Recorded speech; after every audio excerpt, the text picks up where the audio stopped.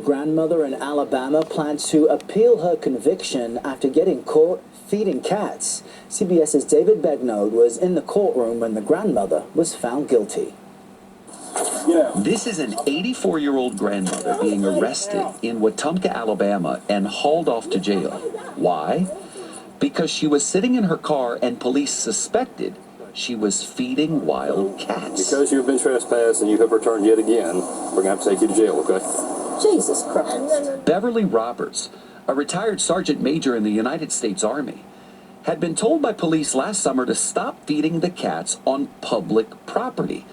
The county said the cats were a nuisance and were damaging county vehicles. This is what you're wasting city gas on. Why was she feeding cats? She was practicing TNR, as in trap, neuter, and release. It is intended to reduce feral populations. Is TNR a public nuisance? No, it's actually the solution to your feral cat problem. Steve Tiers, who heads the Humane Society in Montgomery, says Roberts and her friend Mary Alston, who was also arrested, should be commended. Hold on, where are you going? I'm going to give her my car keys so she can get my car to my house. Here, give it to that officer right there. He'll hand them to her. Hey, it's going to get ugly if you don't stop. Can I please say one? Okay, now you just got another charge. The city does not want anybody feeding the animals around here because they're becoming a nuisance. I'm trying to help that nuisance by catching them.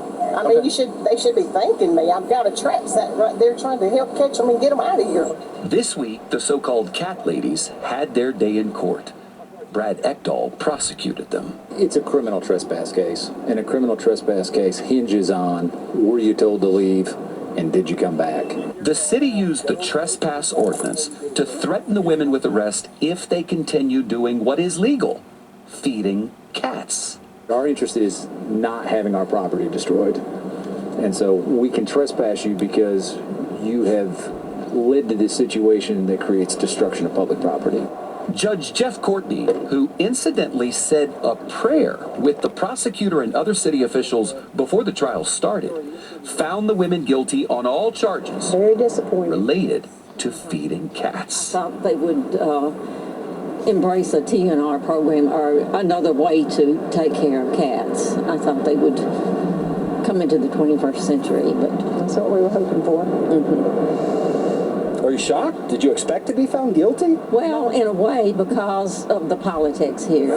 Lastly, this is what one of the arresting officers said about how the ladies were treated. I'm glad nobody's recording because there's a bunch of police officers beating up on a couple old ladies. It was rough. The women were fined $100 each, 10 days in jail, but that was suspended, and 2 years unsupervised probation.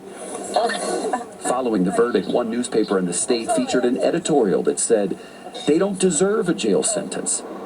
They deserve a key to the city." David Begnaud, CBS News, Wetumpka, Alabama.